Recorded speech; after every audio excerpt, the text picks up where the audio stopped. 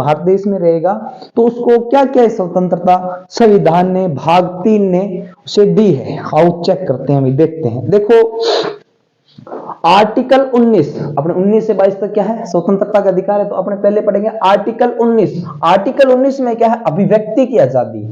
अभिव्यक्ति की आजादी जिसमें बोलना, मौन रहना, मीडिया, झंडा और आरटीआई, यानी आर्टिकल 19 है, इसे संविधान की बैकबोन या रीढ़ की हड्डी भी कहते हैं। इस आर्टिकल 19 को संविधान की रीढ़ की हड्डी या बैकबोन भी कहते हैं। ठीक है, क्योंकि ये हमें बोलने की आजादी देता है, घूमने की आजादी देता है, कोई भी व्यापार करने की आजादी देता है, धन खरीदने की, मतलब हर प्रकार की जो अपनी आजादी है वो आर्टिकल 19 के अंदर। और आपातकाल में सबसे पहले इसे ही निलंबित किया जाता है, ये भी बात ध्यान रखना भी। ठीक है, देखो आर्टिकल 19 में क्या है। आर्टिकल 19 के अंदर अभिव्यक्ति की आजादी, हमारे को बोलने की आजादी, हमारे को खेलने की, सोने की, पीने की, सब प्रकार की आजादी वो किसमें है, आर्टिकल 19 में है। देखो आर्टिकल 19 क्या है, इसमें क्या है, बोलने की आजादी। बोलने की आजादी यानी देखो संविधान ने हमें आजादियां भी दी है और उसके साथ साथ हमारे को कुछ नियम भी, उनका पालन भी करना है।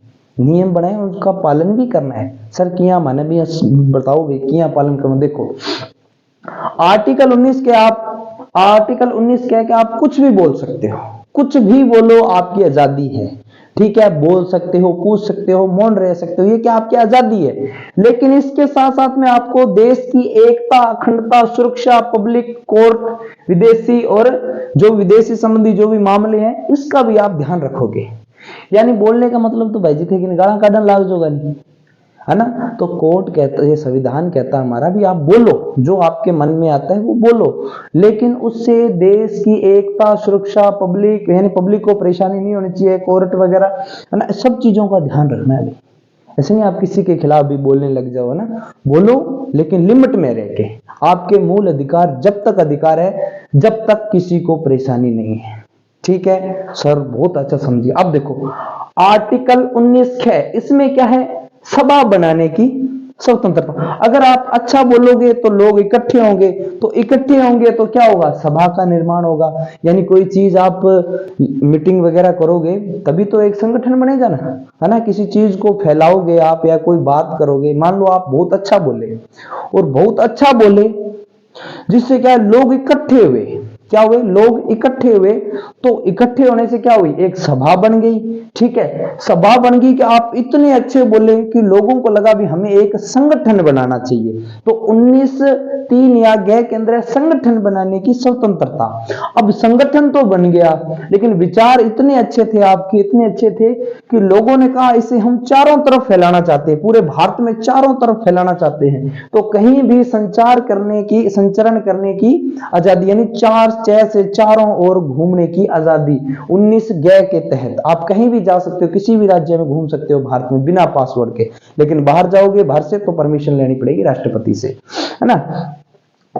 तो मान लो चारों, मतलब आप इनके, आपके विचार इतने अच्छे थे कि लोगों ने बोला इसको हमें चारों ओर फैलाना है। ठीक है, लेकिन उसमें से आपका कोई मित्र है जिसको गोवा पसंद आ गया, गोवा पसंद आ गया और वो आपको बोलेगा मुझे यही रहना है, तो कहीं पे भी निवास करने की स्वतंत्रता आर्टिकल 19 अड़े में। ठीक है, और उसके बाद में इसको हटा दिया भाई, संपत्ति के अधिकार को। अब वो वहां निवास तो करने लग गया गोवा में, लेकिन सारे दिन बाद नानतान देख रहे, थोड़ी भी वो पेट भरेगा। वो भाई जी मैं तो अठा कोई रेडी लगाऊंगा और मैं क्या तो व्यापार करूंगा, और तो ठीक है टोपियां वगैरह ठीक बिके, मैं तो टोपियों का व्यापार करूंगा समुद्र के किनारे। तो आप किसी भी प्रकार का व्यापार कर सकते हो। लेकिन ये जो आपको 6 आजादी दी है ना, ये 6 आजादी पहले मूल अधिकार में 7 थी, लेकिन एक हटा दी, कौन सी, संपत्ति की। वही 44वें संविधान संशोधन में इसको क्या कर दिया, हटा दिया गया था। सर थे मानिए बताओ, मूल अधिकार थे को 7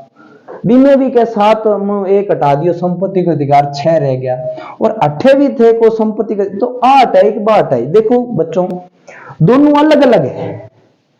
सर मजाक करोगे सर, देखो दोनों अलग अलग किया है। देखो बात सुनो, ये जो संपत्ति का अधिकार था ना, ये जो अधिकार था ना, इससे क्या, ये जो अपनी संपत्ति थी ना, ये अपने को बाप दादाओं से मिली हुई संपत्ति थी, वो संपत्ति थी इसमें सीधे मूल अधिकारों में, ये बहुत बड़ी संपत्ति थी। जिसे आर्टिकल 31 था ना उसको हटा दिया ना, संपत्ति का अधिकार था उसको हटा के कानूनी बना दिया ना। तो इसी प्रकार से आर्टिकल 19 में भी हमें 7 प्रकार की आजादी थी। सर संपत्ति, फिर यहाँ ये संपत्ति कौन सी है? ये संपत्ति जिसे हम खरीदते हैं, जिससे हम खरीदते हैं वो ये संपत्ति है, और जो हमें बाप दादाओं से मिलती है वो ये संपत्ति। अधिकार तो दोनों के अंदर ही है ना, इसके अंदर हम इसे खरीद सकते हैं, कहीं पे भी संपत्ति खरीद सकते थे, ठीक है, और वो अपनी होती थी। लेकिन ऐसा नहीं, कोर्ट ने बोला भी जो भी संपत्ति खरीदो चाहे कैसी भी, उस पर सरकार का अधिकार रहेगा। अगर सरकार चाहेगी वहां से सड़क निकालेगी तो निकालेगी, कोई बड़ी बात नहीं है, क्योंकि खरीदो चाहे बाप दादा की हो संपत्ति तो संपत्ति है। इसलिए इन दोनों को 44वें संविधान संशोधन 1978 में निरस्त हटा दिया गया। ठीक है सर, तो बात अच्छी लगी। और व्यापार आप कहीं भी व्यापार कर सकते हो। अब मैं इसको एक बार और रिपीट मारता हूं ताकि आपको अच्छे से समझ आए। देखो आर्टिकल 19 क्या बोल रहा है? आपको कहीं बोलने की आजादी। बोलने तो भाई थे कि नहीं सिट के पऊ और लाग जोगा ना, है ना। फिर आर्टिकल 2 क्या बोल रहा है? आर्टिकल 19(2) क्या बोल रहा है? सभा बनाने की, आप कहीं भी मीटिंग वगैरह कर सकते हो, लेकिन अस्त्र शस्त्र रहित। यहाँ कोई सोट चक चके डांग चक चके आगे बैठ गया तलवारा बंदूका नहीं, बिना अस्त्र शस्त्र एक कमरे के अंदर सभा कर सको। कोई अगर अच्छो काम जे हम सोचो भी माने 1000 पौधा लगाना है यार गांव में, तो एक थे मीटिंग कर सको, तो मीटिंग वगैरह कर सकते हैं, तो वो इस आर्टिकल के तहत ही करते हैं। ठीक है, यानी 19(2) के तहत आप सभा बना सकते हो। ठीक है, फिर है 19(3), इसके अंदर संगठन बनाने की। अगर आप अच्छे यानी देश की एकता, अखंडता, सुरक्षा, पब्लिक, इन सब का ध्यान रख के एक आप संगठन भी बना सकते हो। सर मान को उदाहरण दो, जैसे आरएसएस है, बहुत बड़ा संगठन है लेकिन वो गैर, है ना। जैसे बीजेपी है ना, वो करणी सेना है, ये क्या थे? संगठन है एक। तो इसी प्रकार से आप अगर देश के विकास के लिए, देश की एकता, अखंडता, सुरक्षा, पब्लिक, इन सब चीजों का ध्यान रखते हुए, इसको जनता को नुकसान नहीं होना चाहिए, तो आप एक संगठन बना सकते हो। ठीक है, संगठन बना सकते हो किसके तहत? आर्टिकल 19(3) के तहत आप देश के अंदर संगठन बना सकते हो, लेकिन पुलिस और वेश्या है ये संगठन नहीं बना सकती। ठीक है सर, हमारे आगे बात समझ। 19(4), इसके अंदर संचरण करने की स्वतंत्रता। संचरण यानी से चारों ओर घूमने की आजादी, पर ध्यान में रखना है इन बातों को भी ध्यान रख। घूमने का मतलब था घूमने की आजादी दे दी, तो घूमने को मतलब भाई जी थे कि घरे भी बरस को ना। इसलिए कोर्ट क्या कहता है कि पब्लिक, सुरक्षा, एकता, अखंडता, विदेशी मतलब किसी को परेशानी नहीं हो, आप घूमो कहीं पे भी घूमो। लेकिन कुछ बेल्ट है जैसे आदिवासी बेल्ट है, वहां जाने से पहले राज्यपाल से परमिशन लेनी पड़ती है, भी हम इस बेल्ट में जाना चाहते हैं। अगर वो सहमत है तो जाओ। तो घूमने का मतलब अपने को आजादी दी है, इस पे कुछ नियम भी बनाए हैं, नहीं तो भाई जी कि घरे घुस जोगा नहीं थे, और घुसोगा बैठे जठे आपनो रहे कोई अच्छा तेरे हो घरे के यहाँ करके ऐसे घूम सका फिरता ने क्या भाई अगले के बाप बोले कोई भी, हाँ किन्ना आयो किने पूछ रहा है, तो वो भाजी माने वो आर्टिकल 19(4) के अंदर की है। सर बतायो क्या घूम कट्ठे भी घूम सको, तो भाई जी घूमने के साथ साथ बात ध्यान रखा, अगर थे घूमो कट्ठे भी, लेकिन अगला ने परेशानी नहीं होनी चाहिए। अगर सामने वाले को परेशानी हुई तो आप पर कार्रवाई की जा सकती है। ठीक है सर, आप बात नहीं है समझ गया। फिर है संपत्ति का अधिकार, इसे क्या है फिर है आर्टिकल 19(5), इसमें क्या है? निवास करने की स्वतंत्रता। आप कहीं पे भी रह सकते हो, आप कहीं पे भी रह सकते हो भारत के अंदर, कि कहीं पे हाथों खरीद जड़धन जी का पसंद आ जाने बैठे ही थे रह इसको। लेकिन कुछ बेल्ट है में ध्यान रखना, जहाँ आदिवासी क्षेत्र है या कोई ओबीसी मतलब SC ST में कई बार हुए ना विवादित जमीन पर थे कौन रह इसको, जो सरकार के अधीन भूमि है, बाकी थे आपकी जमीन खरीद गए इकट्ठे भी रहो, कोई समस्या कौन नहीं। निवास करने को मतलब ध्यान रखना भी कि न पब्लिक ने परेशानी नहीं होनी चाहिए। सड़क पर घर बना लोग नहीं थे, है ना। कोई सरकारी रेलवे स्टेशन ठीक है यार हमारे कन्ने है, मैंने तो रोज आना जाना है, बैठे रेलवे स्टेशन खाली जगह पड़ी है बैठे, नहीं। सब पब्लिक सुरक्षा इन बातों का भी ध्यान में रखोगे। ठीक है, व्यापार यानी आर्टिकल 19(6) के अंदर, यानी 6 मतलब ये क्या कबूतर वाला 6, और वैसे 19(7) के अंदर आप कोई भी व्यापार कर सकते हो, लेकिन कुछ बातें ध्यान रखनी। व्यापार का मतलब भाई जी थे मंदिर के सामने अंडा बेचन लाग जोगा नहीं, एक हुआ था ऐसे राम मंदिर के सामने ऐसे, है ना। तो थोड़ा ध्यान में रखना है। व्यापार का मतलब आप कोई भी व्यापार करो लेकिन पब्लिक को परेशानी नहीं होनी चाहिए। कई मीट वाली दुकान खोल ले, ठीक बात है, खुले खावे कोई समस्या को नहीं है, लेकिन पब्लिक ने परेशानी हुई तो ये आप इस आर्टिकल के तहत आप दोषी भी हो सकते हो भाई। ठीक है, मंदिरों में ध्यान रखना भी, कई बार मंदिर के सामने थोड़ी बकरा लटका लेगा, है ना, तो थोड़ा ध्यान रखना है भी, व्यापार करो लेकिन लिमिट में रह के करो। संविधान कहता है आप जियो अपनी लाइफ और औरों को भी जीने दो, ये नहीं भी खुद जियो और दूसरों को परेशान करो। इससे क्या होता है, देश की एकता, अखंडता, पब्लिक को, इन सबको क्या होता है, नुकसान होता है, और आपको तो फिर होना ही होना है ना। तो ये है आर्टिकल 19।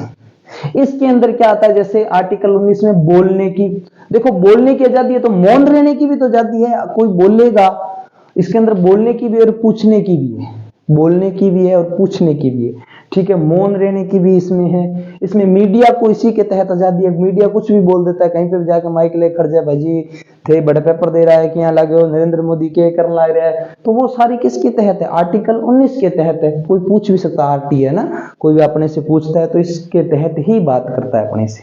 बात आई समझ में, सीधी सीधी बात है कि आर्टिकल 19 है, ये हमें बोलने की आजादी देता है, बैकबोन है, रीढ़ की हड्डी है संविधान के अंदर।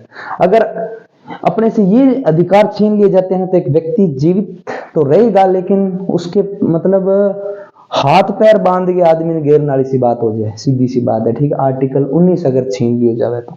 ठीक है, फिर अपने बढ़ते हैं अनुच्छेद 20 की ओर, क्योंकि 19 तो पढ़ लिया, अब अपने 20 की ओर चलते हैं।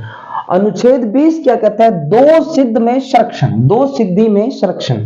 दो सिद्धि में संरक्षण यह है भाई जी, मान लो पहली बार, इसमें तीन बातें ध्यान रखनी। पहली है अपराध के समय जो कानून, यानी मान लो कोई व्यक्ति अपराध करता है, कोई व्यक्ति अपराध करता है तो उस समय जो कानून था वही कानून लागू रहेगा। सर माने ढंगू समझाओ, देखो ढंगू यहां, मान लो मैं आज की उंगली तोड़ दी सॉरी, मैं की उंगली तोड़ दी आज की तारीख में, और उंगली तोड़ने की अब सजाई 2 साल, यानी आज के दिन, और आज मेरे एफआईआर हो गए, मैंने कोर्ट के अंदर वो दर्ज हो जाए, मैंने कोर्ट आड़ा किया है, कोई मतलब कारण बन चुके हैं, वो केस थोड़ा लंबो चाल जाए 10 दिन, और 10 दिन के बाद के अंदर है उंगली तोड़ने की सजा 10 साल हो जाए, उंगली तोड़ने की सजा 10 साल हो जाए, तो भाई जी मैंने आ कोनी मिलेगी।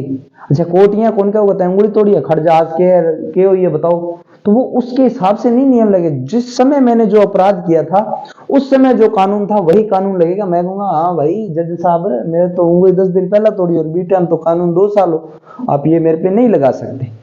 कहने का मतलब है जिस समय जो अपराध किया उस समय जो कानून था वही सजा मिलेगी भाई। ठीक है, परिवर्तित धारा नहीं लगेगी उस पर। ठीक है, ठीक है सर समझ गया। दूसरा है एक अपराध की एक सजा, यानी व्यक्ति अगर किसी ने कोई मर्डर किया है, मर्डर की सजा मान लो 20 साल है, ठीक है 20 साल है, तो अगर उसने मर्डर कर दिया और 20 साल कंप्लीट कर लिए, सजा काट ली, सजा काटने के बाद अब वो चलता चलता जज को के ऐसे बोल रहे हैं हाँ भाई क्या हाल है जज, तो यहाँ को नहीं जज के इन पकड़ के ले आ रहे वो 20 दिन बंदो मारे और डाल इन 20 साल, ऐसा नहीं कर सकते वो। ठीक है, क्यों, क्योंकि उसने क्या है जो अपराध किया था उस अपराध की सजा उसने भुगत ली है, 20 साल उसने निकाल लिए हैं। ठीक है, जैसे एक अमिताभ बच्चन की फिल्म देखी होगी आपने, वो अमरीश पुरी होता है उसमें, और वो अमरीश पुरी मान लो मरा होता है, लेकिन उस अपने अमिताभ बच्चन पे क्या होता है इल्जाम भी, इसने अमरीश पुरी को मार दिया है, लेकिन अंत में क्या है वो जब 20 साल बाद दोबारा कोर्ट में आता है तो अमरीश पुरी दिख जाता है उसे। ठीक है, और अमिताभ बच्चन उसको कोर्ट में अमरीश पुरी को वहीं मार के कोर्ट में गिरता है, और जज साहब को कहता है आप मुझे सजा नहीं दे सकते, है ना, तो वो यही कानून है। क्यों नहीं दे सकते, वो कहता अगर आप मुझे अब सजा दोगे तो मेरे 20 साल जो जब मैं जेल में रहा था वो मुझे वापस लौटा दो, है ना, तो ये वो कानून है। अमरीश पुरी वाला जो पिक्चर थी वो इसी पे आधारित थी। ठीक है, फिर है खुद के विरुद्ध गवाही नहीं देना, भी आपको जबरदस्ती गवाही नहीं दिला, हाँ अपनी इच्छा से आप कह सकते हो मैंने अपराध किया, वो सनी देओल की फिल्म देखिए, हाँ मैं नहीं भागूंगा मैंने मर्डर किया ना, तो खुद के इच्छा से आप गवाही दे सकते हो, है ना। ऐसे नहीं अभी पुलिस वाला 2 डंडा टेक दिया कब बोलते हैं मर्डर करे, तो अगर थर सा पुलिस वाला यहाँ करे तो हांकर जाए, हाँ ठीक है, लेकिन बढ़ जाके थे मुकर भी सको, ध्यान रखे भाई। ठीक है, क्योंकि जो थाने के अंदर एफआईआर लिखी जाती है वो मान्य नहीं होती है, जो कोर्ट एक बार सिद्ध कर देगा, कहने मतलब कोर्ट जब तक सिद्ध ना करेगा जब तक उसे सजा नहीं मिलेगी। ठीक है सर, मैं बात समझ गया। अब है आर्टिकल 21, देखो भाई बहुत इंपॉर्टेंट है आर्टिकल 21। आर्टिकल 21 क्या है? जीवन जीने का अधिकार भी और मरने का अधिकार भी, यानी प्राण एवं दैहिक स्वतंत्रता, हमें जीने का अधिकार भी है और मरने का अधिकार भी है। सर जीण मरण को क्या अधिकार है बताओ? देखो आप पब्लिक में रह रहे हो, आपको क्या चाहिए? पर्यावरण, यानी अच्छा पर्यावरण चाहिए, ठीक है, और अच्छा पर्यावरण चाहिए, स्वास्थ्य अच्छा चाहिए, शिक्षा भी चाहिए आपको, है ना? ये सब चीजें आपको चाहिए, सोने का, खाने का, पीने का, उठने का, बैठने का, एकांतवास का, पहाड़ों पे रहने का, ये सब जो अधिकार है वो आर्टिकल 21 में है। सर प्राणदेही कैसे? देखो प्राणदेही का मतलब ये होता है आपको जीने का अधिकार है, यानी आप जब कोई आप रेलवे स्टेशन में जा रहे हो और वहां कोई बंदा सिगरेट पी रहा है तो आप उसे मना कर सकते हो, उसे आप मना कर सकते हो कि नहीं भाई साहब मुझे इस चीज से एलर्जी है, तो उसे सिगरेट फेंकनी पड़ेगी। और पहली बात तो ट्रेन के अंदर भी चेतावनियां लिखी होती है भी अगर सिगरेट पीने पे 500 रुपए जुर्माना या 2 साल की सजा या दोनों ही, ऐसा लिखा होता है ना। तो वो किस लिए लिखा होता है? जनता की सुरक्षा के लिए भी, उन्हें अच्छा पर्यावरण मिले, अच्छा रहने के लिए, है ना? कोई गली शराब पी के ठेके जा रहा है तो जाने दो, कोई समस्या नहीं है, लेकिन वो गालियां निकाल रहे तो लोगों को परेशानी हो रही है ना, इससे भी उसके मूल अधिकार छीन सकते हैं। ठीक है, कहने का मतलब आपको अच्छा पर्यावरण कौन देगा? सरकार देगी, राज्य देगी भाई, ठीक है। फिर अच्छा स्वास्थ्य आपके लिए हॉस्पिटल वगैरह खोलती है सरकार, वो इसी आर्टिकल के तहत खोलती है भी, बढ़िया हॉस्पिटल की सुविधा वगैरह होनी चाहिए ना, अपने को होनी तो चाहिए ही ना। ठीक है सर समझ गया।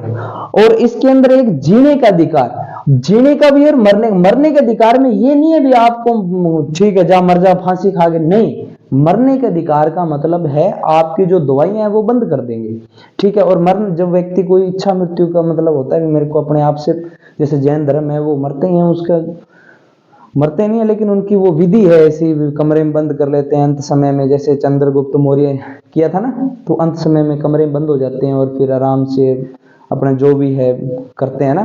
तो इसी प्रकार से मरने का मतलब ये है भी हमारी जो दवाइयां चल रही है ना उससे क्या है बंद कर देते हैं। और उससे पहले एक नॉमिनी भी होना चाहिए, जो मतलब मरीज है तो उससे पहले पूछते हैं, फिर वो साइन करता है, फिर उसके लिए एक गवाह और होना चाहिए, उसके बाद में उसके जो उपचार के इलाज वगैरह है वो बंद करते हैं। ठीक है सर समझ गया। देखो भाई मरने आपकी दवाई